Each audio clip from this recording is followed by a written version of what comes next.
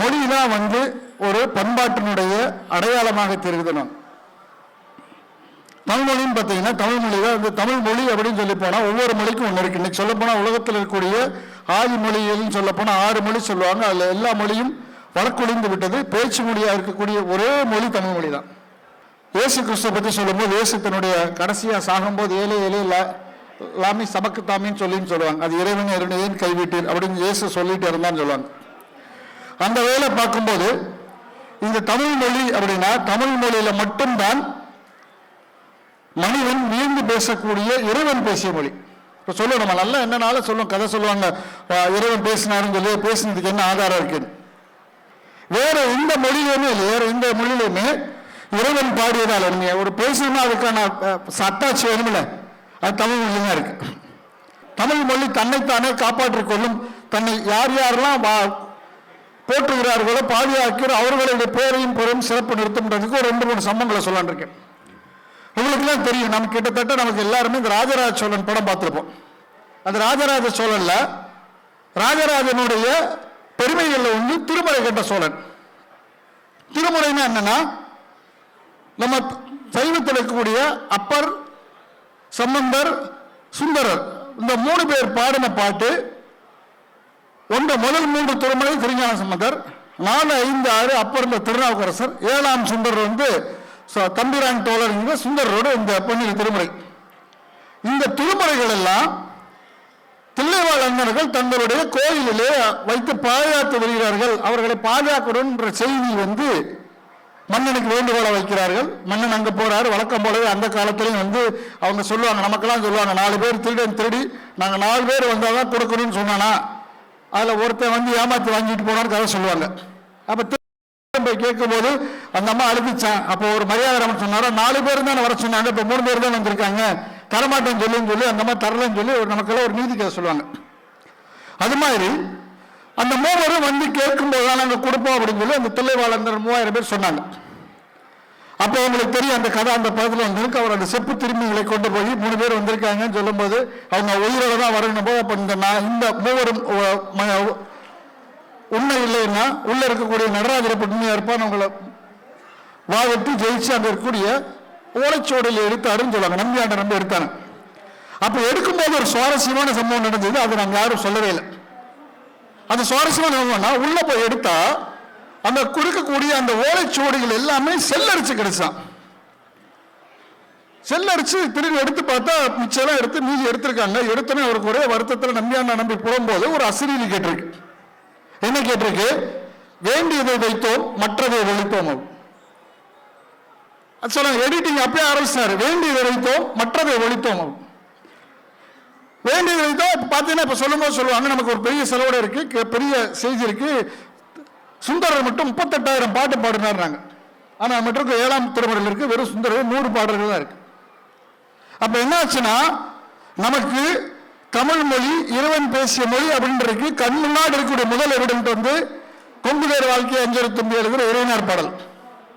அதை தாண்டி நீங்க வந்துட்டீங்கன்னா வேண்டியதை வைத்தோம் மற்றதை ஒழித்தோம் இந்த சிவருடைய குரல் இருக்கு. அந்த குரல் இருக்கக்கூடிய அந்த பாட்டு இன்றைக்கு நாம் கிட்டத்தட்ட 12 திருமறைகளே 7 திருமறைகள் வந்து இறைவன் நமக்கு எடிட் பண்ணி கொடுத்தது. அப்ப என்னாச்சு, இந்த தமிழ் மொழியை அப்பொழுது என்ன வேணும் ஏது வேணும்ன்றத காலத்தை கடந்து பேசக்கூடிய வல்லமே அந்த மொழிக்கே இருக்கனால நம்ம சொல்ல ஆட்டோ ரைட்டிங் மாதிரி தான் எப்ப வேணும்னு தோணுமோ அப்ப இந்த மொழி வெளியில் வந்துடும். இதை தாண்டி அப்படியே வந்துட்டோம்னா சரி இதெல்லாம் நடந்ததா 7ஆம் நூற்றாண்டுனா நமக்கு இன்னொரு பெரிய சான்று இருக்கு. நமக்கெல்லாம் தெரியும், மாணிக்கவாசர் தெரியும்.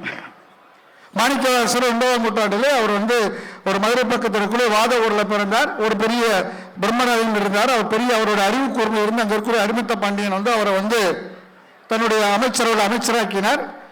அவர் மன்னனுக்காக குதிரை வாங்க வந்தார். நமக்கு அந்த பரங்கோயில் முனிவர் எழுதுனா நமக்கு திருவிழா புராணத்தில் நிறைய பெரியாக்கி தெரியும். நம்ம நிறைய பெரியாக்கி கதையும் சொல்றோம். அவர் வந்தாரு, அப்படி ஒவ்வொரு ஊரா போனாரு. ஆவுடையார் கோயிலிருந்து அப்படி பாடிட்டே வந்தாரு. கடைசியா நமக்கு விருதாச்சலத்தில் வரும்போது அந்த பாதக்குரடை கூட்டு வந்தார். நமக்கு அந்த செய்தியெல்லாம் இருக்கு. அவருடைய பாதக்குரடை வந்து விருதாச்சலத்திற்குன்னு சொல்லுவாங்க. பட் இதெல்லாம் கூட நான் தாண்டி இங்கே வரும்போது அவர் திருச்சிற்றம்பலத்துக்கு வர்றார், சிதம்பரத்துக்கு வர்றார். நான் திருப்பி சிதம்பரத்துக்கு தான் சொல்லணும். சிதம்பரத்துக்கு வர்றார். சிதம்பரத்துக்கு வரும்போது ஒரு பெரிய வயசானவர் வந்து, ஐயா நீங்க பாடல் பாட்டுட்டு வந்துருக்கீங்களே, ஆமா பாடு, அந்த பாட்டெல்லாம் எனக்கு ஒரு தடவை பாடி காமிக்கிறீங்களான்றாரு. பாடம் அவர் எழுதுறாரு. எழுதி முடிச்சுட்டு அவர் திடீர்னு வந்து வாட ஓரார் எந்திரிச்சு போயிட்டு திருப்பி வர்றாரு. ஆளை காணோம், மறைஞ்சிடறாங்க. திடீர் அடுத்த நாள் பார்க்கும்போது அந்த தில்லைவாழந்தவர்கள் அந்த பூஜை செய்வதற்காக அந்த கனகவரிசை திறக்கும் போது ஒரு கட்டி வைத்த ஓலைச்சுவடி இருக்கிறது. அந்த ஓலைச்சுவடி எடுத்து பார்த்தா அது இருக்கு, வாத ஓரான் சொல்ல அழகிய திருச்சிற்றம்பலையான் எழுதியன்னு எழுதி கையெழுத்திருக்கு. இப்போ நான் என்ன சொல்றேன், ஒன்று இறைவன் பேசிய மொழின்றதுக்கு நமக்கு இருக்கக்கூடிய 12 திருமுறைகள் 7 திருமுறைகள் பேசிய இறைவன் இருக்கிறார். இரண்டாவது சமீபத்தில் 10ஆம் 9ஆம் நூற்றாண்டில் சிவனே எழுதியிருக்கார், பேசவும் இல்லை, அவருக்கு எழுத படிக்கும் தெரியும். தமிழ் பேசக்கூடிய கடவுள் எழுத படிக்கும் தெரியுதுக்கு வாத ஓரான் திருவாத ஓரான் சொல்ல அழகிய திருச்சிற்றம்பலமுடையான் எழுதியது அப்படின்னு சொல்லி வச்சிருக்கார். இப்ப இந்த மொழி தன்னைத்தானே வலுத்ததற்கான எல்லா விதமான தகுதியுடைய மொழி. அதை தாண்டி பார்த்தீங்கன்னா உலகத்தில் இருக்கக்கூடிய மற்ற கண்டங்களுடைய வாழ்நாளை காட்டில் நம்மளுடைய தமிழ் மொழி வந்து ரொம்ப ரொம்ப அதிகம். கிட்டத்தட்ட நமக்கு வேற எந்த மொழியும் இல்லாத முதற்சங்கம், இடைச்சங்கம், கடைச்சங்கம் வச்சிருக்காங்க. அதுல ஒவ்வொரு சங்கத்திலையும் முதல்ல இருக்கக்கூடிய சங்கத்துல வந்து சிவனையும் வந்து அதனுடைய தலைவராக இருந்தான்ற நமக்கு அந்த செய்தியெல்லாம் இருக்கு. ரெண்டாவது, மற்ற கண்டங்கள், நான் சொல்றது இப்ப இந்தியா மட்டும், மற்ற கண்டங்கள் இருக்கக்கூடியவர்கள் வேட்டையாடும் போது நாம் இங்கே தமிழை பேச ஆரம்பிச்சிட்டோம், பண்பாட்டை பேச ஆரம்பிச்சிட்டோம். இன்றைக்கு பார்த்தீங்கன்னா ஒரு 50 ஆண்டு காலத்துக்கு முன்னால், அது 30 ஆண்டு காலத்துக்கு முன்னால் தமிழுடைய வரலாறுன்னு சொல்லும்போது கிமு 2 சொல்லிட்டு இருந்தாங்க. அதுக்கப்புறம் சில பேர் நாம கிபி 2 சொல்லிட்டு இருந்தாங்க. இன்றைக்கு வந்து நாம் தரவுகள் பொருணையில் இருக்கக்கூடிய ஆதிச்சநல்லூரும் நம்ம கீழடியும் புலிமான் கோமையும் கிட்டத்தட்ட 5000 வருஷம் அப்படின்றது நிரூபிச்சு. இதுல சொல்லும்போது பொதுவாகவே சொல்லுவாங்க, அதாவது தமிழ் மொழியை சொல்லும் போது சொல்லிட்டு இருப்பாங்க, அந்த மொழி வந்து தானாகவே வளர்ந்த மொழி, அந்த மொழிதான் வந்து தானாகவே மனிதர்களை வளர்த்தெடுத்த மொழி. இன்னும் சொல்ல போனால் இந்தியாவிலே வேற எந்த மொழிக்கும் இல்லாத சிறப்பு இந்த மொழிக்கு இருக்குன்னா, அச்சு எந்திரம் வந்த போது முதலில் அச்சேறிய மொழி தமிழ் மொழி தான். கிட்டத்தட்ட 1546 நமக்கு வந்து தமிழன் பாடல் ஒரு புத்தகத்தை வெளியிட்டு இருக்காங்க. அதுவும் சொல்ல போனா தமிழ் மொழி யாருமே வந்து நம்ம யாரும் தமிழ் அச்சடிக்கவே இல்லை. அச்சடிச்சது எல்லாமே முதல்ல வந்து போர்ச்சுகீசியர் அடிச்சாங்க. அதுக்கு முன்னாடி 1554 ஜெர்மன்ல இருக்கக்கூடிய 3 பேர், ஆக்சுவலா அவங்க 3 பேரை சொல்றாங்கன்னா குரூசு ஒரு 3 பேரை சொல்றாங்க. அவங்களுடைய ஆக்சுவலா அவங்க தமிழராக இருக்கலாம்னு இந்த வரைக்கும் ஐயப்பாடு இருக்கு. அவங்க 1556 திருமுறை வணக்கம்ன்ற புத்தகத்தை ஜெர்மனியில தமிழ் மொழியில அடிச்சதா சொல்றாங்க.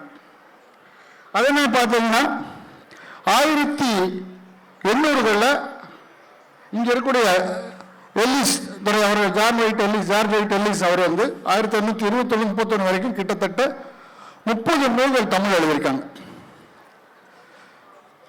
ரெண்டாவது, இன்றைக்கு தமிழ் மொழியை எடுத்துட்டு கொண்டு போன இன்வேரிபிளி, ஆக்சுவலா நம்ம சொல்லணும், இன்னைக்கு தமிழை தான் வளர்த்தாங்க. தமிழை வளர்த்த அத்தனை பேருமே வெளிநாட்டவர் தான் வளர்த்திருக்காங்க. இன்னும் சொல்ல போனால் 1556 தம்பிரான் வணக்கம் வரும்போது 1556 லிஸ்பன்லயும் இந்த புத்தகத்தை அடிச்சிட்டாங்க. 12லிருந்து 31 வரைக்கும் இங்க இருக்கக்கூடிய எல்லிஸ், உங்களுக்கு எல்லாம் தெரியும், எல்லிஸ் அவர் தான் வந்து அந்த திருவள்ளுடைய அந்த ஐயா பேச போது திருவள்ளுடைய அந்த முதல்ல தங்கக்காயின் அவர் தான் போட்டார். இந்த மொழி தன்னுடைய மொழியை மட்டுமல்லாமல் தன்னுடைய வரலாறையும் கடத்தி வச்சிருச்சு. இன்னும் சொல்ல போனால் வேற எந்த மொழியிலுமே இல்லாதது, மொழி வளர வளர அதனுடைய பண்பாடும் அதனுடைய கலாச்சாரம் வளர்ந்து கொண்டே இருந்துச்சு. இன்றைக்கு நாம் தமிழுடைய வரலாற்றை பார்க்கணும்னா நமக்கெல்லாம் தெரியும், கிட்டத்தட்ட பாடல் பெற்ற தலங்கள் தமிழ்ல வந்து சிவனை பற்றி பாடல் பெற்ற தலங்கள், தேவார மூவர் பாடல் பெற்ற தலங்கள் 276 இருக்கு. ஒரு 4 வருஷத்துக்கு முன்னாடி இது வந்து 4-5 வருடத்துக்கு 274 நாங்க. அதுக்கப்புறம் அங்க இருக்கக்கூடிய பாடலை வச்சு 276 திருவடை வாசல் 276 இடம் வந்திருக்குன்னு சொன்னாங்க. அதே மாதிரி மங்களாசாசனம் வைஷ்ணவ தலங்கள் கிருஷ்ணனை பற்றி பாடுங்க ஒரு 100 தலங்களை சொல்லியிருக்காங்க.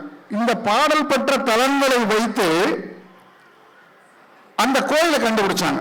யூஸ்வலா மொழினா இன்றைக்கு இருக்கக்கூடிய நமக்கு ஒரு வரலாற்றினுடைய ஒரு மனித இனத்தினுடைய இருப்பை உறுதி செய்வதற்கு நிறைய ஆதாரங்கள் இருக்கு.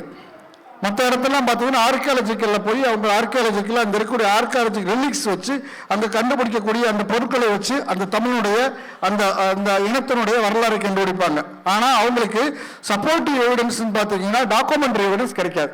ஆனால் தமிழை பொறுத்த வரைக்கும் நமக்கு நிறைய டாக்குமெண்ட் பரிபாடலாக இருக்கட்டும், புறநானூறு, அகநானூறு எல்லாத்துலேயும் அந்த காலத்தில் வாழ்ந்து இருக்கக்கூடிய மன்னர்களுடைய வரிசைக்கிரமத்தை சொல்லியிருக்கு. அந்த இன்னும் சொல்ல போனால் அது இன்னைக்கு இல்லை, நாம் இன்னும் சொல்லுவோம். நமக்கு ஒரு பெரிய மித்தாலஜி இருக்கு, திரேதாயுகம், கிரேதாயுகம், தாவரயுகம்லாம் சொல்லுவாங்க. பட் அதுக்கு சொல்லும்போது ஒவ்வொரு கணக்கு சொல்லுவாங்க. ஒரு மனிதனுடைய வாழ்நாள் 240 வருஷம் இருந்துச்சு, 450 வருஷம் இருந்துச்சு, 320 வருஷம் இருந்துச்சு சொல்லுவாங்க. பட் இது எல்லாமே நான் வரலாற்று புனைவுன்னு சொல்லுவாங்க. இப்போ நீங்கள் ஏதாவது ஒரு புனைவு சொன்னீங்கன்னா, ஏதாவது ஒன்று சொன்னீங்கன்னா அதை நீங்கள் அதுக்கான சாட்டிஸ்ஃபைட் எவிடன்ஸ் கொடுக்கணும். இப்போ இது இருக்கு, இப்போ ஒன்றில் ஒரு சம்பவம் நம்மள சொல்ற சம்பவம் நடந்துச்சுன்னா சம்பவத்தில் பற்றின ஆதாரத்தை கொடுக்கணும். இப்போ ஆதாரம் பார்த்தீங்கன்னா நமக்கு இப்போல்லாம் தெரியும், ரொம்ப சர்வசாதாரணமாக தெரியும். உங்களுக்கு 2021 ஒரு கொரோனா வந்துச்சு.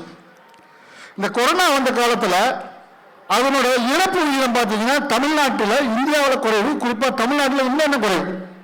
அதனால் முதல் கொரோனா வந்தப்போ நிறைய இறப்பு இருந்துச்சு, பயந்துருந்தாங்க. ரெண்டாவது கொரோனா வந்தப்போ யாருமே பயப்படல, மாஸ்க் எல்லாம் போட்டு சுற்றிட்டு இருந்தாங்க. என்ன தெரிஞ்சு சுற்றிட்டு இருந்தாங்க? அத்தனை பேர் கபசுர குடிநீர் குடிச்சாங்க. இது பற்றி என்ன இருக்குன்னா, இது இருக்கக்கூடிய அந்த வைத்தியத்தை தமிழ் இருக்கக்கூடிய அந்த நூல்கள் சொல்றது. நமக்கு சொல்ல போனால் அகத்தியர் 7000, போகர் 12000, போகர் 5000 நூல்கள், நிறைய நூல்கள் இருக்கு. அது அவர் என்ன சொல்லுதுன்னா, அது அந்த வைத்திய முறைகளை சொல்லுச்சு.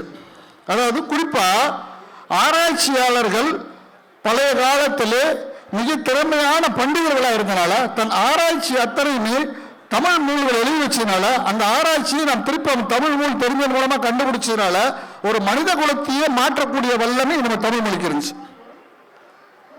இது பொதுவாக இன்னும் சொல்லும் போது இது ரொம்ப ரொம்ப சிறப்பான விஷயம் இருக்கு. இந்த நான் இப்ப சொன்ன அந்த ஜீசஸ் கிறிஸ்டின் வாசகத்தை சொல்லும் போது இன்னைக்கு நமக்கு தெரியும், ஜியூப்பை பத்தி கேள்விப்பட்டிருக்கோம்.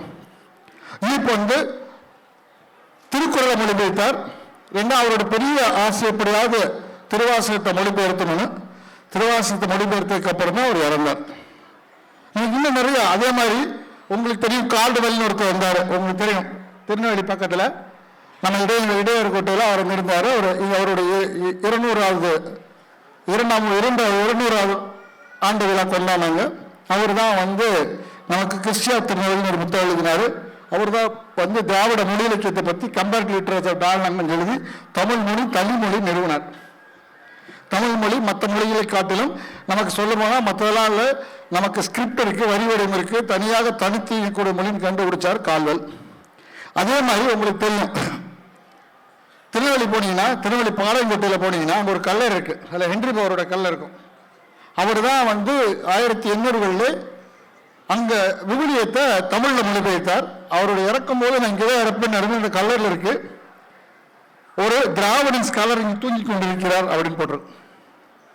அது மாதிரி தமிழ் யார் யாரெல்லாம் பேச இன்னைக்கு சொல்ல போனால் தமிழை வளர்த்த யாருமே தமிழர் பார்த்தா பரவாயில்ல, வெளியிலிருந்து வந்த அத்தனை பேருமே தமிழை வளர்த்து தமிழால் உயர்ந்தவர்கள். இன்னைக்கு உலகமெல்லாம் பேசிட்டு இருப்பாங்க. நமக்கு இன்றைக்கு உலகத்தில் இருக்கக்கூடிய ரொம்ப ஃபேஷனான விஷயம் என்னன்னா யோகா அப்படின்னாங்க. யோகா பார்த்தீங்கன்னா எல்லா இடத்துலையும் பேசிருக்கு. கேட்டால் பதஞ்சலி யோக சுத்திரம்னு சொல்லுவாங்க. நான் பதஞ்சலி யோக சுத்திரம் சொல்லுவாங்க. அந்த பதஞ்சலி யோக சுத்திரா பார்க்கணும்னா நமக்கு இருக்கக்கூடிய முன்னாடி இருக்கக்கூடிய தமிழ் இருக்கு, திருமூலரோட திருமந்திரம் இருக்கு. அந்த திருமந்திரத்தை சொல்லும் போது 3000 வருஷம் உயிரோடு இருந்து ஒவ்வொரு குரலா எழுதினாங்க. நம்ம இப்போ மற்ற அந்நிய தேசத்தில் இருக்கக்கூடிய அந்த ஹைக்கூ மாதிரி ஒவ்வொரு வருடத்துக்கும் ஒரு வருஷமா எழுதினாரு. 3000 வருஷம் உயிரோடு இருந்தாருன்றது ஒரு புனை கதையா இருக்கலாம். ஆனால் அவர் சொன்ன செய்தி இன்றைக்கு இருக்கக்கூடிய அத்தனை யோகாவிற்கும் மூலாதாரமா இருக்கிறது. அதை தான் என்ன பண்றாங்கன்னா பதஞ்சலி யோக சுத்திரம் சொல்லியிருக்காரு. இப்ப சொல்லுவாங்க பிரணாயாமம் முக்கியம் அவருங்க. அவர் 1:4:2 மூச்சை ஒரு முறை இழுத்து 4 முறை உள்ள வச்சு 2 முறை வெளியில விடணும்னு சொல்றத அன்னைக்கே திருமூலர் சொல்லியிருக்காரு. திருமூலர் மூலமாக இருக்கக்கூடிய அந்த விஷயத்தை பதஞ்சலி சொல்லி இன்றைக்கு ரிஷிகேஷ் வந்து உலகத்தினுடைய யோகா கேபிட்டல் சொல்றாங்க. அங்க போய் பார்த்தீங்கன்னா அக்கறை இருக்கக்கூடிய யோக சுத்தத்துடைய அத்தனை பாடல்களையுமே தமிழ் திருமந்திரத்தில் எடுத்த பாடல்கள் அது தனியாக யூனிவர்சிட்டி வச்சிருக்காங்க.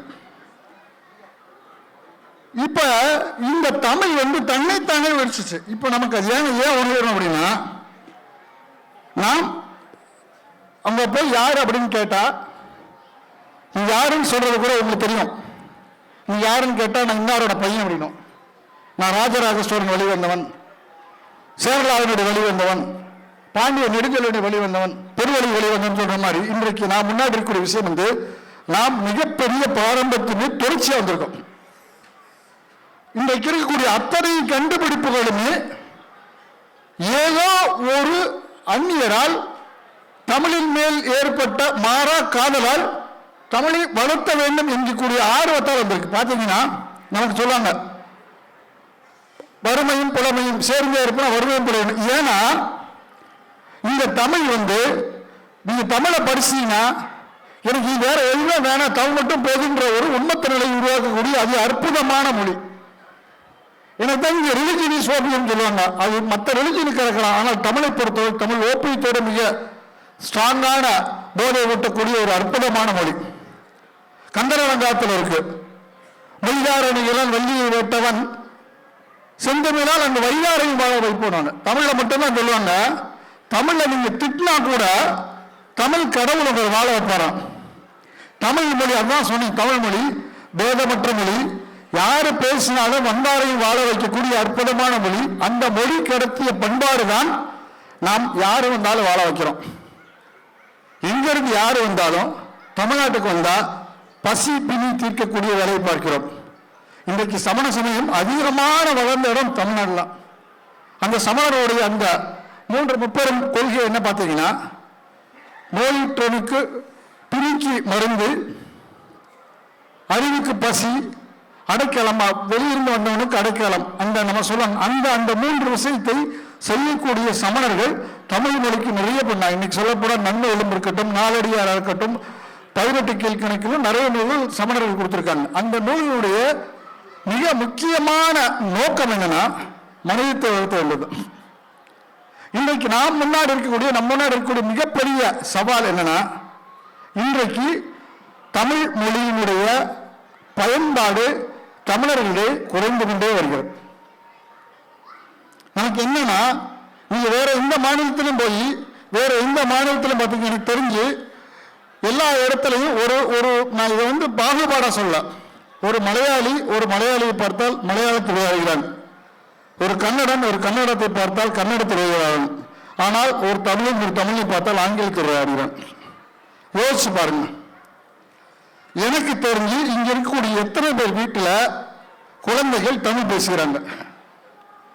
குறிப்பாக இப்ப நடுத்தர மக்கள் இருக்கக்கூடிய, நடுத்தர வசதி பெற்ற குடும்பத்தில் இருக்கக்கூடிய மிகப்பெரிய நோய், ஸ்கூல்ல எல்லாம் முதல்ல இந்த கான்வென்ட்ல எல்லாம் தமிழ் படிக்கல பேசினா ஃபைன் போடுவாங்கன்னு கேள்விப்பட்டிருக்கேன். இன்றைக்கு வீட்டில் தமிழ் பேசினா ஃபைன் போடக்கூடிய அளவுக்கான துர்பாக்கியம் வந்திருக்கிறது.